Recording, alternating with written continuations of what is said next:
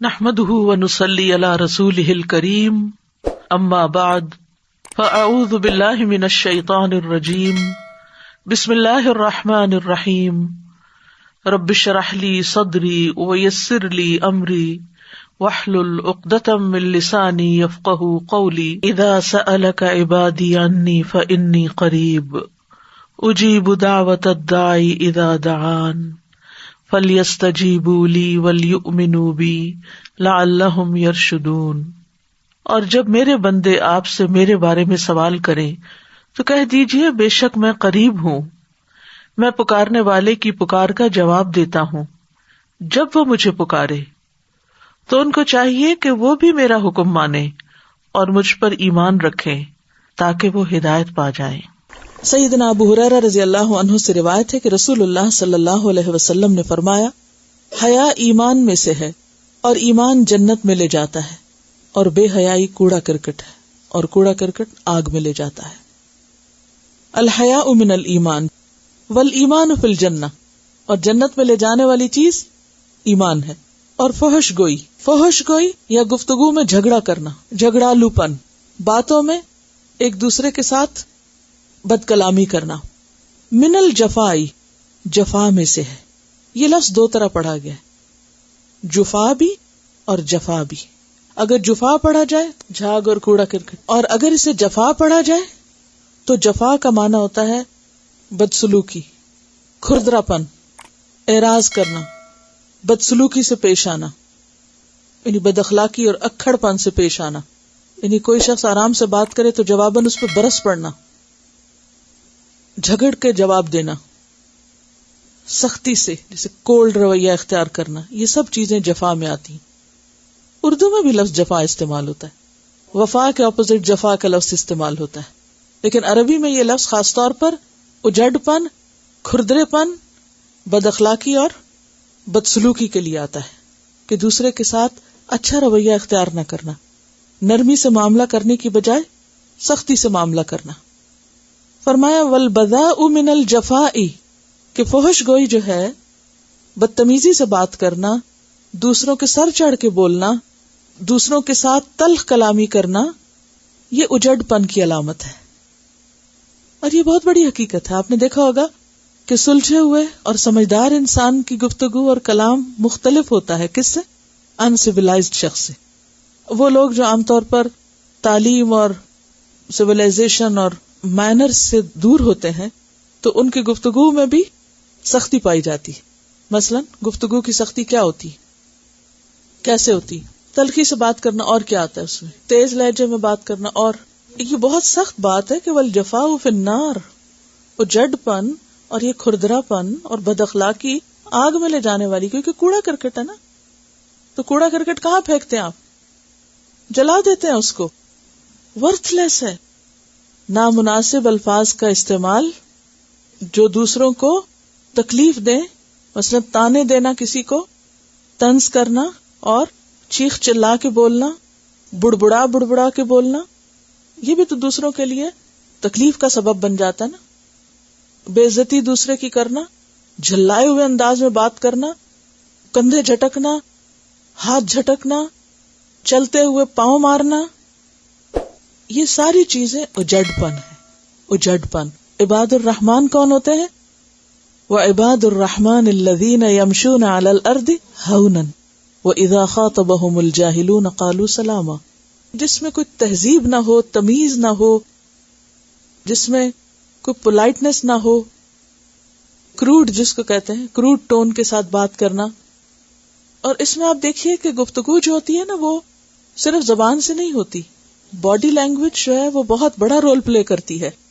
Expression, چال ڈھال، آنکھوں کے تاثرات، پیشانی کے بل اور چہرے کا، کیونکہ اس میں خاص طور پر لفظ اعراض کرنا جو ہے، یعنی منہ موڑ کے بات کرنا، جسے قرآن پاک میں کہا گیا نا وَلَا تُسَعِّرْ خَدَّكَ لِلنَّاسِ، لوگوں سے منہ موڑ کے بات نہ کرو۔ اجڑ پن جو ہے یہ انسیولائزڈ ہونا ہے، لاؤڈ ہونا، جسے عام طور پہ ہم کہتے ہیں نا کہ لاؤڈ ہو گیا، جھڑک کے ڈانٹ کے بات کرنا اور بے لحاظی سے بات کرنا۔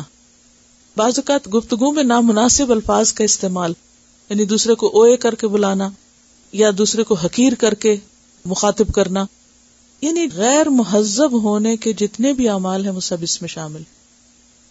اس سے آپ اندازہ لگائیں کہ جنت کے لیے اللہ تعالیٰ جن لوگوں کو سلیکٹ کرنا چاہتا ہے وہ اس کی سلیکشن بہت زبردست ہے، اندر باہر سے کھنگال کے اور پوری طرح جائزہ لے کے، جیسے دنیا میں کسی خاص پوسٹ پہ کسی کو رکھنا ہو تو اس کے لیے جب انٹرویو ہوتا ہے، ٹیسٹ وغیرہ ہوتے ہیں، پورا ایک میڈیکل ٹیسٹ ہو رہا ہے اور ایموشنل اور مینٹل اور پتہ نہیں کہاں کہاں سے وہ ہر لحاظ سے، نہیں جتنی بہترین کسی کی جاب ہو سکتی ہے یا بہترین مقام یا بہترین کوالٹی کسی کی ہو سکتی ہے، اس کے مطابق ہی اس کو کھنگالا اور پرکھا جاتا ہے۔ تو جنت کے لیے اللہ سبحانہ وتعالی بہترین مخلوق کا چناؤ کرنا چاہتے ہیں جن کو وہاں وہ اس طرح بسائیں کہ خوبصورت جنت میں خوبصورت لوگ ہی ہوں۔ جفا میں 3 چیزیں آ جائیں گی، الفاظ، ٹون اور باڈی لینگویج۔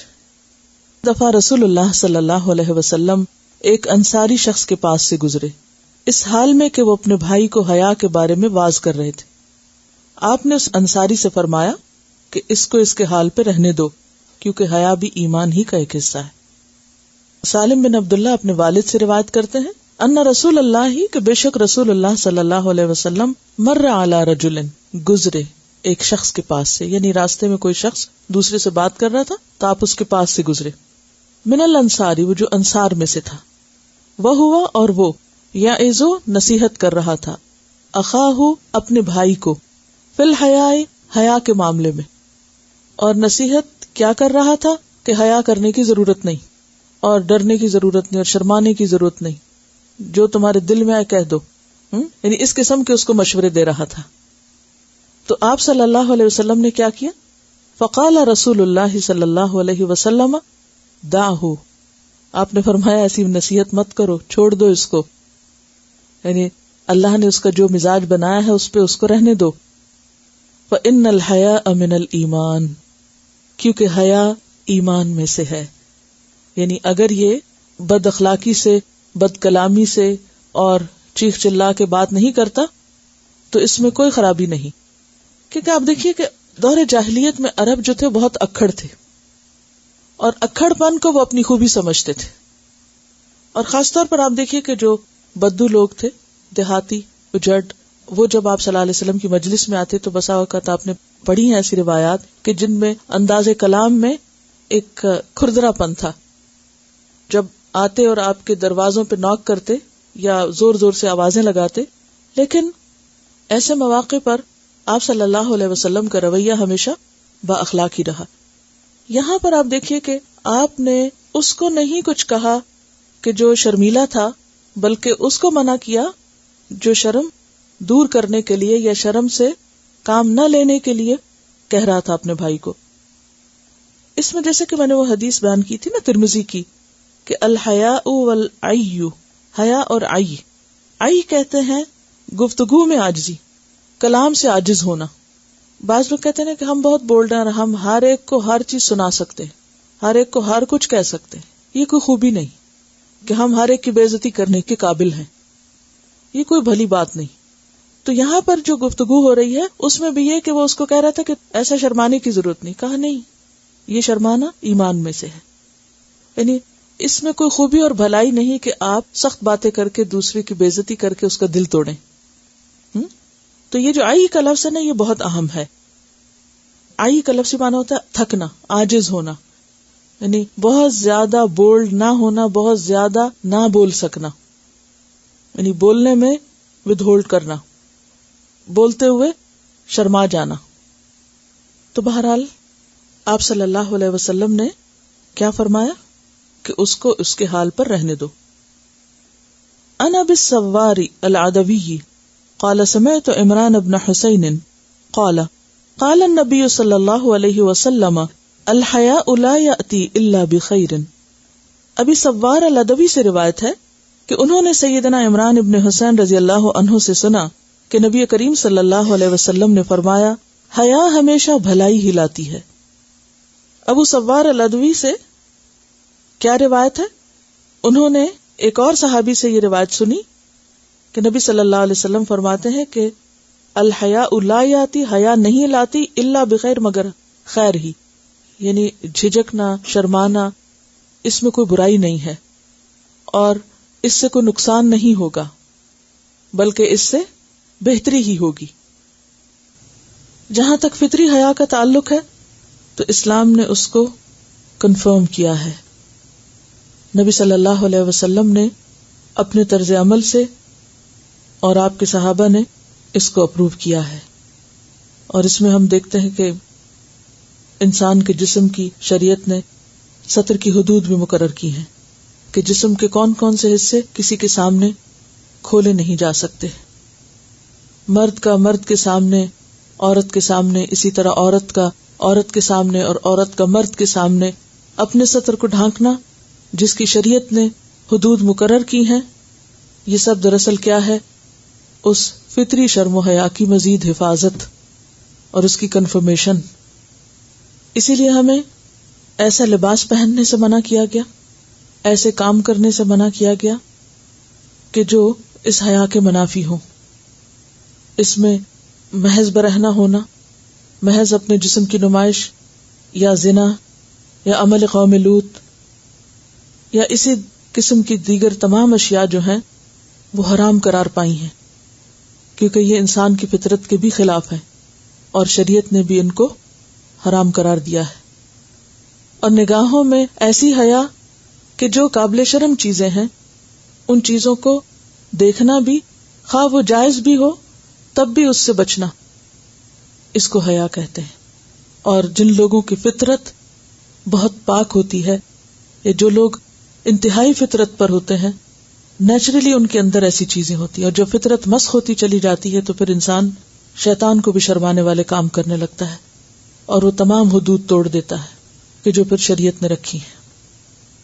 حضرت ابوبکر رضی اللہ تعالیٰ عنہ کو دیکھیے، کہتے ہیں کہ لوگوں اللہ سے حیا کرو، ایک خطبہ دے رہے تھے لوگوں کو، پھر اپنے بارے میں کہتے ہیں جب سے میں نے آپ صلی اللہ علیہ وسلم سے بیعت کی ہے میں رفع حاجت کے وقت بھی سر جھکا کے رکھتا ہوں اللہ سے حیا کی خاطر، یعنی انتہائی تنہائی میں اور ضرورت کے اوقات میں بھی اپنے جسم کو اس طرح نہیں دیکھتا، خود اپنے جسم سے بھی شرماتا ہوں کہ جن حصوں کو ننگا کرنے سے دوسروں کے سامنے اللہ نے روکا تو بلا ضرورت ان کو بھی نہیں دیکھتا۔ پھر اسی طرح حضرت عمر رضی اللہ تعالیٰ عنہ کہتے ہیں من قل حیاؤہ قل ورعہ ومن قل ورعہ مات قلبہ، کہ جس کا حیا کم ہوا اس کا خوف خدا بھی کم ہو گیا، اور جس کا خوف خدا کم ہو گیا اس کا دل مر گیا، مات قلبہ۔ ایک اور جگہ پر فرماتے ہیں من استحیا استخفا ومن استخفا اتقا ومن اتقا وقیا، جس نے حیا کی وہ چھپنے کی کوشش کرے گا، یعنی وہ اپنے جسم کی بھی نمائش نہیں کرے گا۔ ومن استخفا، اور جو چھپے گا، اتقا، وہ تقوی اختیار کرے گا۔ ومن اتقا، اور جو تقوی اختیار کرے گا، بچنے کی کوشش کرے گا، وہ بچا لیا جائے گا، پھر وہ بچ ہی جائے گا۔ تو انسان نہ صرف یہ کہ اپنے جسم کے قابل شرم حصوں کو چھپائے، بلکہ اپنی زبان سے بھی فحش بات نہ نکالے، نہ گالی گلوچ، نہ کسی اور طرح کے فحش الفاظ۔ وآخر دعوانا ان الحمد للہ رب العالمین، سبحانک اللہم وبحمدک، اشہد ان لا الہ الا انت، استغفرک واتوب الیک۔ السلام علیکم ورحمۃ اللہ وبرکاتہ۔